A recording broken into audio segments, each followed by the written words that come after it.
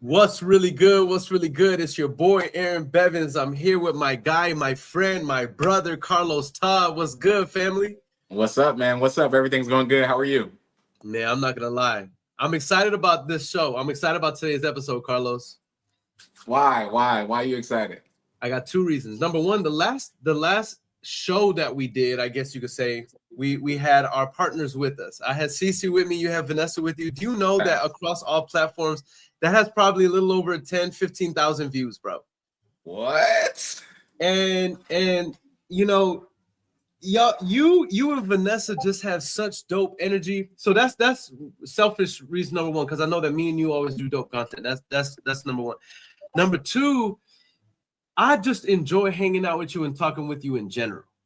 Yeah.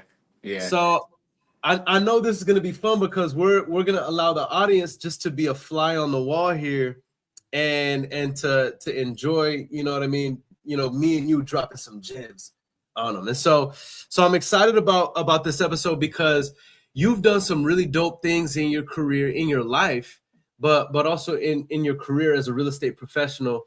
And I really want to put the heat for today. And I know you're going to put on for the people, bro. So with that said, before we even let you introduce to the world who you are and everything, we're going to go straight into the intro. Right after this intro, it's meat and potatoes. We're going to be talking about sales, personal development, and how you too can do multiple six figures in real estate and why now is the best time to do that.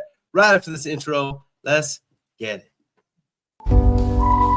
We made it, that's facts, ayy. We the greatest, that's facts, ayy. Prices raising, that's facts, ayy. That's right. But we paid it, that's facts, ayy. I did. They hate it, that's facts, ayy. Cause we changing, that's facts, ayy. We did. Can't blame them, that's facts, ayy. Cause we made it, that's facts, ayy. Cherry on top, that's a goat, yeah. Where you been, I wanna know, yeah.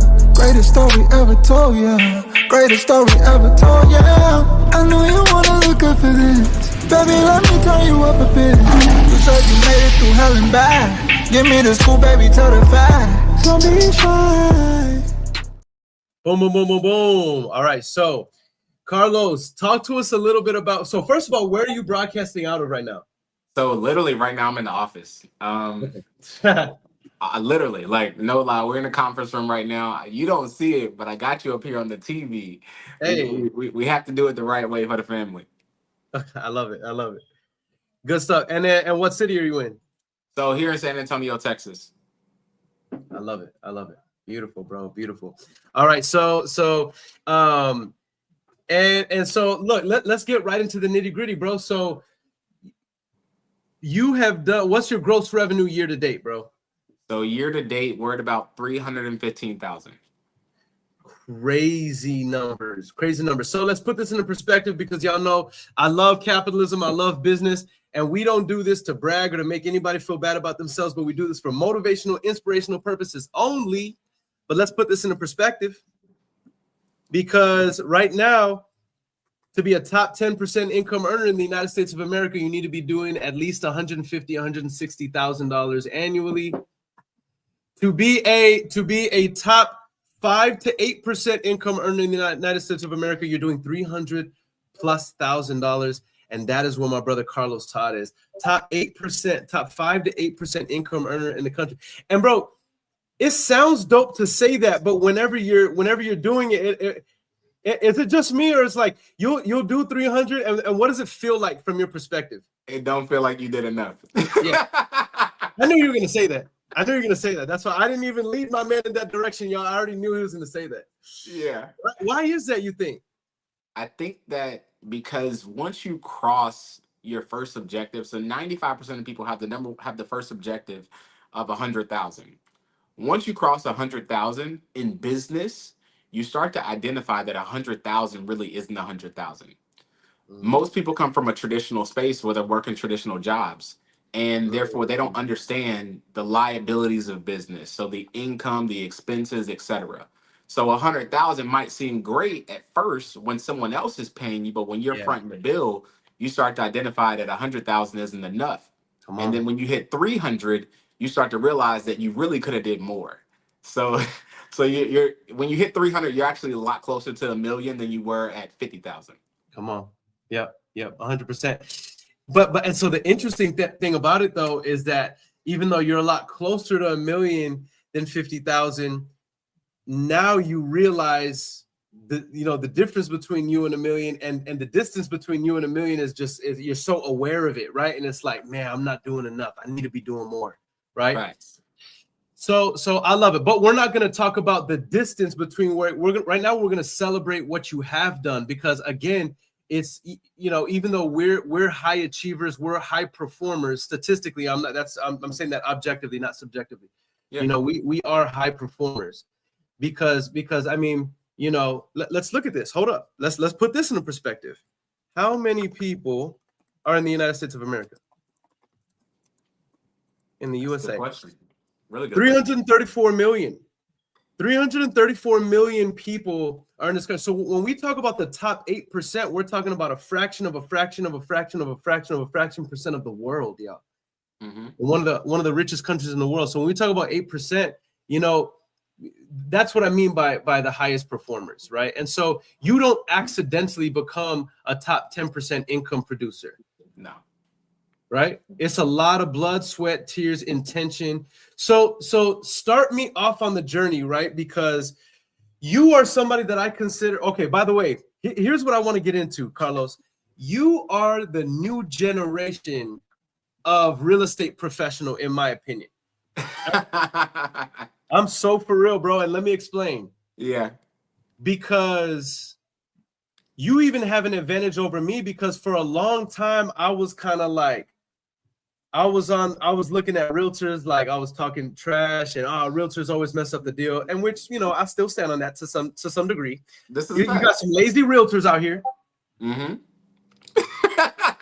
You know what I'm saying? You got some lazy realtors out here who never pick up their phone. Yeah. And I know that on the realtor side, and you can vouch for this, that a lot of realtors are looking at wholesalers and investors with a side eye too, because it's a lot of losers on this end as well. You know what I mean?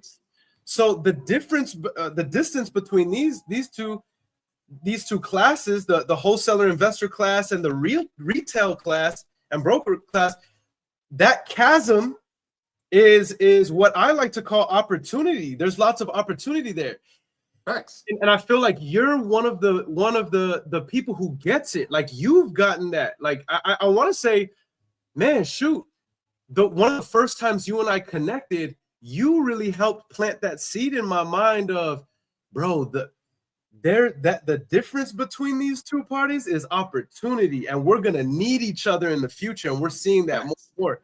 So you're in the retail space and transitioning. You're a hybrid wholesaler investor agent. So can you just talk to us a little bit about like how did that merging happen? Where did you go into the retail space already knowing you wanted to enter into the investor space, or did you come into the investor space? Like, how did you make that combination? So I'm gonna give you a long story short. So first thing is, I got a bad seed planted in my head a long time ago from my dad. He gave me this book called Rich Dad Poor Dad. If anybody ever read that book, you will understand exactly what I mean. So Robert Kiyosaki talks about his story about how he went into the military, he became a real estate investor, and all those things. And if I literally look at my story kind of in the same class, I went into the military, went into the Air Force. I went in with the same goal to do real estate investing at some point. I never knew that I was going to get into the game the way I got into it. Even though every person I met for the last maybe first 5 years, 4 or 5 years of me being in San Antonio, always told me I should get into real estate. I never knew how. So I ended up getting into the industry, and I started to identify a couple of things. So one is there's a large gap of information that is missed. Everybody thinks that their sugar is sweet, right? Or they S don't stink, right? So the reality of it is a lot of agents don't realize that a lot of people that are in the investing space have tons of knowledge and information that they don't have. And a lot of investors don't realize that there's a lot of information and knowledge that agents don't have. So it's usually a mix between the two. And when you look at the gap of knowledge, you start to realize where if you can bridge that gap, you can make a lot of money. So for me, I realized that I understood it from an investing standpoint because I actually took the time to study investing. And when I say study, I'm talking about I lived on Bigger Pockets podcast every single morning. I lived in YouTube University every single day. I started to go through all of this before I even got my license. And even shameless plug, Mm, shout out to my guy Alex Estrada. I used to come to some of his events that he was doing where he was teaching for free, teaching wholesale.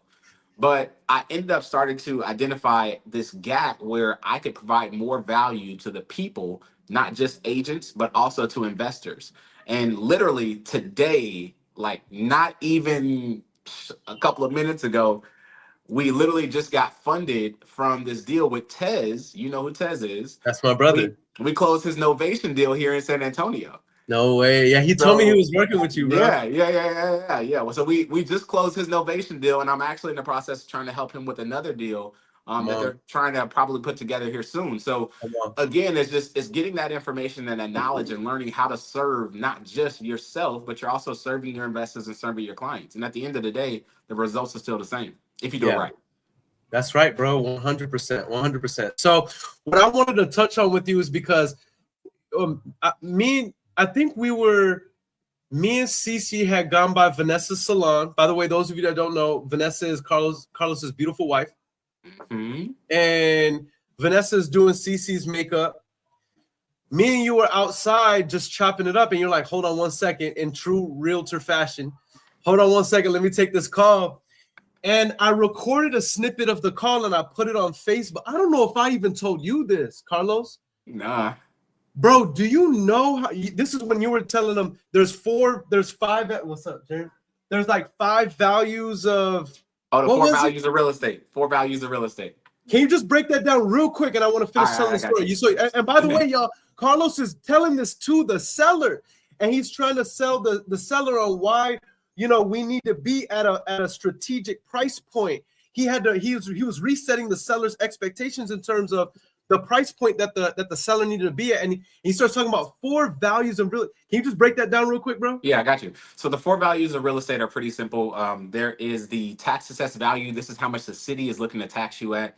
There is personal value. This is how much you want for the property. There's appraised value. This is how much a lender is willing to finance somebody for this property. And then there is market value. That's how much the property is going to sell for on the market. Yeah. And so Carlos breaks this down, and I just so happened to get that on film, on camera, and then I posted it as a story just to let people know I was with Carlos, just like some little content. Carlos, I never told you this. I promise I had more than like 1,500 views on that story.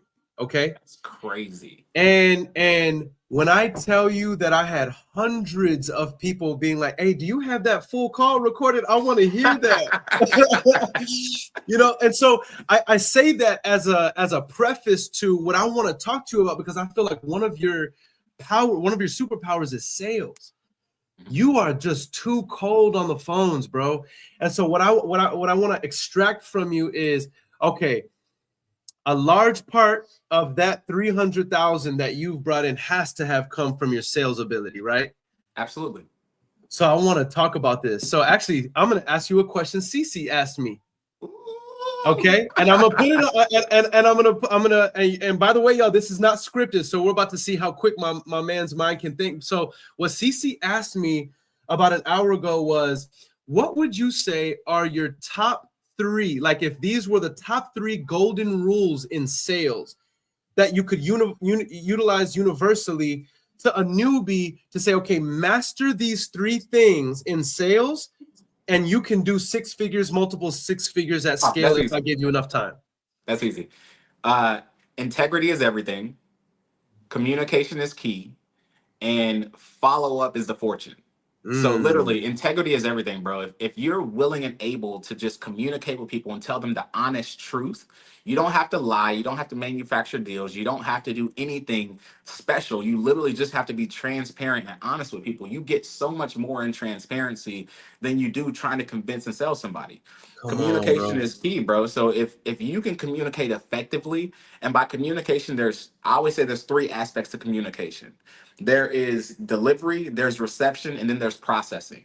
So if you can deliver your message effectively, and the person that receives that message receives it the right way, and more importantly, they interpret and process it properly, you will ultimately get to whatever destination goal you want to get to because you just focused on communicating effectively. And follow up, man. Do you not know that so many people lose in this business because they literally are not willing? It's not even that they're not able. Like, it's not that they're handicapped, they don't have fingers, they don't Come have on, legs.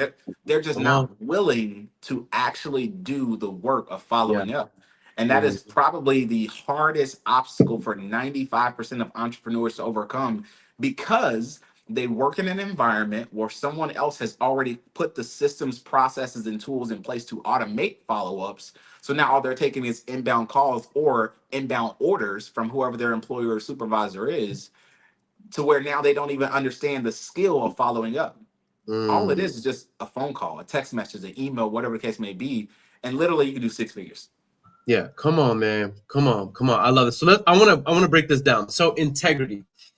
This seems like such a no-brainer. It feels like this should almost not even have to be talked about.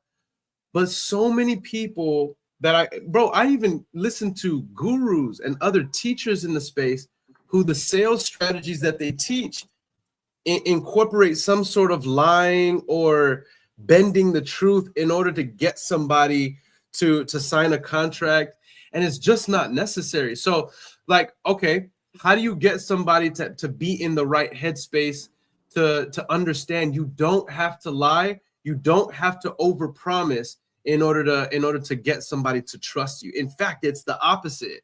Like how do you first of all, well, I think here's a better way to start it, Carlos. Why do we feel like we have to lie and overpromise? And I think that'll help us resolve this. The truth of the matter is, most people lie because they don't believe the truth from the start. Mm, So if they believe the truth, meaning you don't have to overcomplicate it, yeah, meaning you can just be transparent with people and you'll get what you want. A lot of people are taught to lie from like a very, very young age. So they're yeah, comfortable with lying. And that level of comfort will then lead into the way they do business and the way that they transact. yeah. So if lying has gotten them where they are now, they believe that lying will get them to the next level. But Mm, lying will literally lead you into despair and lead you into loss because mm, you're just focused on telling lies instead of just being honest and transparent with people. It's not hard. yeah, yeah, yeah. 100%, 100%. If I could speak on that, I have lied before on sales Yeah. calls. Yeah, I've lied before on sales calls, and I know for me the reason why I lied, if I'm being honest, was because I didn't want the seller to think that I didn't know what I was talking about. And I didn't realize, Carlos, that my honest naivety would have won them over because it came back and it bit me in the tail. And what I realized is, man, they like me more when I say, I don't have the answer to that, but I promise you I'm gonna get the answer for you. Because they were like, So, oh, I like this guy because you can't fake the truth, man. People can sense the truth and it's just so attractive. well, this is the key, bro, and this is maybe this is just my perspective. Yeah, yeah. People love to help new people. Ooh, You ever go to a restaurant and someone say, yeah, "Oh, this is my first day," like a yeah, waiter, a brand new waiter, and yeah, you get really yeah, excited because like, "Oh man, I remember when it was my first day." yeah, yeah, For yeah, some reason, people want to fake it till they make it. yeah, And we keep hearing this cliche saying over and over and over and over and over and over and over again, fake it till you make it. But the reality of it is just make it. mm, That's it. That's it. mm, Just make it. The yeah, minute the minute you get to the destination is the minute where you want. yeah, It's literally that simple. But most people don't want to do that. They feel yeah, like they have to put on this facade or this image or this perspective for everybody else to see them at, when the integrity is transparency. That's key. yeah. That's right. That's right. I hope can everybody can like put a fire emoji in the comment section if this is resonating with you, please, because you do not have to lie in order to succeed in this business. In fact, I would submit and I would venture to tell everybody who's watching this live and on the replay that a business founded on untruths and lies will not succeed. That's shaky foundation, right? you have to be founded on truth in order for you to have a successful business. Otherwise, it just won't succeed, right? Okay, let's talk about communication. So you broke down multiple layers of communication. Let's take this a little bit further. Okay. What steps would you give to somebody to improve in their communication? So I actually just I have a new agent that I'm helping training like throughout this entire week, and he's been doing a lot of cold calls for us. He's been calling some sellers and just helping us with like getting appointments booked and appointments set. And I told him this one thing, and it kind of blew his mind a little bit. I told him, instead of trying to get your point across and get through the script, just focus on listening. Everybody forgets the fact that communication has 3 parts, right? Delivery, reception, and interpretation. Before you can deliver a message, you have to receive it, right? If you don't fully receive the message the right way, you won't know how to interpret it, which means you also won't know how to curate your response properly. So if anything is the core principle of communication is listening. Come on, man. Wow. That's so powerful. It's simple, but it's so powerful, right? Because I think whenever we talk, like for me, when I close my eyes and say the word communicate, like the first thing that comes to mind is the person speaking. And what you just said was the most counterintuitive thing. You're like, no, the foundation of communication is listening. Oh, y'all see? Can y'all see why I love hanging with this man and talking with this man? I always get a gem from this man. Check this out. I never thought about that, bro. And I feel like I'm a pretty good communicator, but I've never thought about that. I'm gonna take you a level deeper, bro. I'm gonna take you a level deeper. Think about this. When you were a baby, or if you've ever dealt with babies and children, they cannot speak to you. But if you say the word no, they will stop. Because the foundation of communication is listening. They don't even know what the word no means, but when they receive and hear what you say and how you say it, it affects how they act and how they move. So the same concept with everybody else, and even in the core of sales. If I can listen to you, I know how to respond to you. But if I'm just focused on getting what I want to say out, I'll never be able to effectively understand where you're coming from. And with sales, you got to be relatable to your people. You got to be able to allow them to effectively say what's on their mind, and then you can guide them to the destination that's best suited for them. It's not always about what's suited for you, but it's about what's suited for them. And that's where the game changes. Yeah, 100%. I hope y'all are getting from these points that Carlos is bringing out about how you can get to 6 figures, multiple 6 figures in sales, that a good salesman is not necessarily the overly aggressive, awkwardly relentless used car salesman. That's not always the best salesman. But the salesperson oftentimes doesn't come off as a salesman at all. If you've ever talked to somebody, have you ever talked to somebody and they really listened to you? Didn't that feel good? Man, that felt good. And you almost didn't want to stop talking because, like, dang, there's so few people that you can actually talk to that they're looking at you. You could tell they're like soaking it in and listening. Man, a good salesman can do that. And then what he's doing is processing that so that he can assimilate what you're telling them, so that he can see if he can be the solution. And then let that person respond to you according to what you said. Validate what you said and then provide a solution. Like, come on, man. Look at what Jessica said here in the comments. She said, taking notes. I'm telling you. Okay, let's get to the third aspect, and that's follow-up. Man, listen, I need for you to expound on this because I'm the biggest advocate of this. Carlos, you know this. I'm in the hood, under the hoods of people's businesses all day long in regards to, I'm looking, Aaron, I want to get to 100,000. I want to get to 7 figures. I'm spending all this money. I have all these leads in my database. I'm nowhere near my goal. And I look at their metrics, Carlos, and I'm like, how do you have hundreds of leads in your database and you called all of them only once? Bro, it's painful to see. It's painful. So like expound on this. Talk to me a little bit about like how can a person overcome the killer of most salespeople, which is I'm bringing in leads, but I'm not following up. Like, where do we even start here? Where do we start coaching, our listeners on how to improve on their follow up? So I can give you from personal experience. I'm gonna give you two personal experience. Personal experience number one is myself.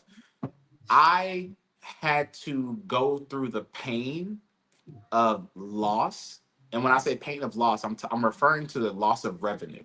And this is from two different fronts. This is from the retail front, and this is from the wholesale front. On the retail side, I calculated I probably spent like maybe $60,000 to $80,000 in lead generation on the retail side of things. And after like going through the dissolution of the team and just restructuring, reorganizing, I started to call the leads back myself. And there were multiple people that just told me, "Oh, I just closed on the house. Oh, I just finished. Oh, I just closed on the house. Oh, I just closed on the house. Oh, I just The sold the worst house. Oh, I just feeling. sold the house." The worst Bro, feeling. I calculated at least minimum 120 to almost, let's just say $150,000 in projected revenue that was gone because of someone not doing the simplest component of their job, which is follow up. Even in myself in the wholesale space, not having the time to effectively follow up on all of my leads. We literally just contracted a lead probably in the last 30 days from one of our SBA leads that we generated. And that lead came from probably 2-3 months ago. I'm literally in active negotiation with a lead that we generated. Oh snap! My man was heating up too. All right, so I'm gonna wait till Carlo. Oh wait, you're back. Here we go. So I'm in active negotiation with a lead that we generated 6 months ago in the database that I have been following up with almost every single month. This lead is set up for a property that we're trying to help negotiate. It's a land deal for. I just talked to him today. He's asking $950,000 for this deal. The property, the piece of land right next to it is a small development, roughly about the same size, that's actually assessed at $8 million. So literally just from following up with these leads, I've been able to continuously grow business. I've had my new guys calling this same exact database of leads because what you make up in time, you can leverage in efforts of other people. Yeah, so that's right. I have my new guys calling the same exact database. We literally just went and walked 2 properties same day yesterday, just from, hey, you know what? I can be there in 30 minutes. Go and walk a property from a call, from a lead that was generated roughly 30 to 60 days ago. My guy, Alex Inman, I saw him just comment in the post. Me and Alex had a good conversation a while back. And I think it was actually on a live call that you did in the community. And Alex was like, most of the leads that you're talking to today come from leads that you generated 3 to 6 months ago. That's right. Yes. Most of the transactions that you convert come from leads that were generated 3 to 6 months ago. So if you're not effectively calling the old leads, why would you even generate new leads if you can't consistently call them on the long term? And that's the simplest part of the job. It's called. Yeah, that's right. Where does this fear from following up, fear of following up come from, bro? Because while you're processing that thought, let me share some stats. I think it's 44% of sales professionals never follow up after the first call. All right, and then the drop off becomes even steeper after the first follow-up call. The average real estate sales contract, and I'm sure this goes for car sales, I'm sure this goes for widget and gadget sales, I'm sure this goes for other products and services.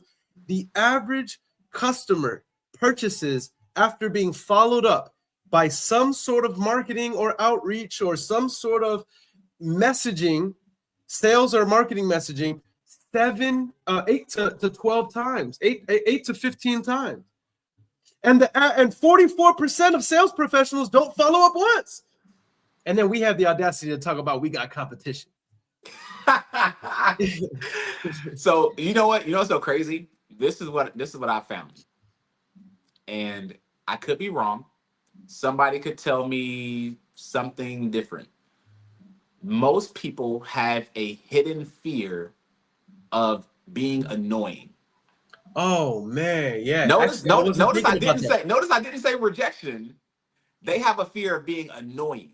Man, I didn't They even think about feel that. like they feel like if you keep calling someone, I'm going to get on their nerves. Yeah, that's right. That's right. Instead of shifting the focus to realize that every single person you call has a problem and a desire that you actually hold the solution for. That's right. And Yeah. if you really thought about it for real, when you don't call, you're blocking somebody else's blessing. So somebody else literally is waiting on you to throw on your cape and come and save their day. But because your mindset is so messed up and your ego is probably larger than your bank account, you feel like you can't even call somebody to ask them the simplest question of what can I do to serve you? That's Because in right. this whole entire business, we're really in customer service. That's I remember right. I remember RJ Bates just said something recently about wholesale not being marketing and sales. Yeah. And the Yeah. truth of it is, it's a component of marketing, sales, and customer service. Our whole Mm, entire job is just to serve people. And if you yeah. get good at service, you'll get good at making money. But most people Mm, suck at service. yeah. Yeah. Come on, man. Come on. Bro, would you believe we're up on time already? That's crazy. That's crazy. Okay, but look, I'm gonna keep you here a couple more minutes because I wanted to touch also. By the way, is my man dropping nuggets or what, y'all? Put in the comment section if my man is dropping dumb gems, and if y'all have any questions, feel free to ask them, and I would love to be able to share that. So I love what DeMarcus says. He says, can't build a business around low-hanging fruit. It's all in the follow-up. People avoid follow-up because it's tedious and harder than closing a deal on the first call. Also, people are afraid sellers will feel annoyed when it's really a part of the normal sales process. Spoken like an OG who teaches other people to do this. Come on, man. Okay, so what I want to talk to you about, bro, real quick, because we only have a couple minutes. I want to honor your time and everybody else's time. Personal development. How important is this in regards to sales and increasing your revenue generation, your personal income generation? Personal development is the only thing that's stopping you from making whatever you want to make. Literally. The additional comma that you want to add on that paycheck, whether it's the first comma or the second comma, or the additional zero that you want to add on that paycheck, whether it's the first, second, or third, is literally locked away in a vault that you probably haven't seen because you haven't opened a book. Wow. Man, is my man speaking bars right now, y'all? Man, that's so heavy. So you're saying that your revenue generation, your income has a direct correlation with your level of personal development? 1,000%. That reminds me of go ahead. Not 1,000%, 1,000,000%. Yeah. That reminds me of a quote from John C. Maxwell in his book, The 21 Irrefutable Laws of Leadership. The first law is the law of the lid. And he says that your level of leadership, which is synonymous, tantamount to personal development, right? Your level of personal development or leadership is the size of your life. If you're a level 3, you will only have level 3 income. If you're a level 5, you're capped out at level 5 income. You know what I mean? Can I give you an inverse to that? All right. So I have this saying: we as people will always fall to our highest level of personal development. So in the midst of any problem that you experience, the reason why people consistently repeat the same problems is because they have not learned the lesson. They haven't learned the lesson because they haven't developed themselves into the solution to continue to go past that problem. So your highest level of personal development will always be the lowest level of your problem. So let's say, for example, we got an income problem, right? We want to make $1 million. Great. If you haven't developed yourself to become someone that makes $1 million, you'll always make 300,000. Yeah. Because you have not developed yourself to 1 million. So the gap between there is literally that personal development. And all the information that you're looking for, somebody has already done and documented. And this is why you're so big on metrics. Yeah, exactly. 100%. I love what Jim Rohn said. He said, if you stumble across $1 million, best you become a millionaire real quick to keep as much of that money as possible. Mm-hmm. Because our level of personal development is the thermostat, the financial thermostat that determines where our average income a median, right? Where our income median is. Facts. I love this, man. I love this. Okay, and so let's wrap up. Let's wrap up with this, bro. I have two more. Give me a. You already referred to one, so you can't say that one again. You already talked about Rich Dad Poor Dad, so you can't say that again. So give me one personal development book that we can share with the world that you would say, man, y'all, if you're struggling or new, or you just need to break into the next level of income or life, here's a personal development book that can help you take your life and business to the next level. Which one would it be? Can I give you two? Give me two, bro. All right. These have to be read in this specific order. Number 1, Atomic Habits. Number 2, 12-Week Year. I've read Atomic Habits. Okay, so here, well, explain why. So Atomic Habits teaches you the foundational principles of creating habits and why they're important. The 12-Week Year teaches you the concept of condensing time frames. So Atomic Habits creates the habits. 12-Week Years helps you realize that it doesn't take you a year to accomplish that one goal. The thing that you could do in a whole year, you can actually do it in 12 weeks if you had the proper habits in place to help you focus and actually do the work needed to accomplish it. Man, powerful, bro. Powerful. Bro, you weren't playing no games when you came on today's episode, bro. You were not playing any games. Man. Those of you watching, is it any surprise to you why this young man in front of us has done $300,000 in less than 12 months? Is it any surprise, right? Obviously, Carlos is somebody who has an incredibly mature mind. He's somebody who applies the things that he learns, and he has not knowledge, not just understanding, but wisdom. Right? Knowledge is just facts. You just have the facts. But you can have knowledge and not have understanding. Understanding is the ability to assimilate these facts and how they correspond with one another as a whole. That's understanding, right? But wisdom is synonymous with skill. Wisdom is applied knowledge. Right? It's like knowledge, then the next level is understanding, then wisdom. And obviously, Carlos, you have a lot of wisdom, and this is why people look to you. This is why you're a great leader. This is why I love hanging out with you. And the numbers are reflective of your wisdom, bro. So we definitely got to get you on another episode. So this is how we're gonna wrap up the call, Los. What advice would you have to, for everybody who's here, aspiring entrepreneurs, new entrepreneurs, realtors? We got lots of realtors who watch these shows. We have lots of new wholesalers, investors, brokers who watch these shows. What advice would you have for individuals who are watching this, who maybe they're in a rut, maybe they're just in a place where they need to be woken up, or maybe they just want to take their life to the next level?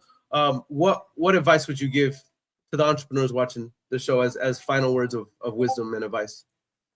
So realistically speaking, I think in this season of the industry of real estate, the first piece of advice I would give people is identify what your goal is. Once you can identify your goal, then you know all of the necessary steps you need to accomplish in order to succeed. When you can figure out where you want to go, then you need to figure out how to get there.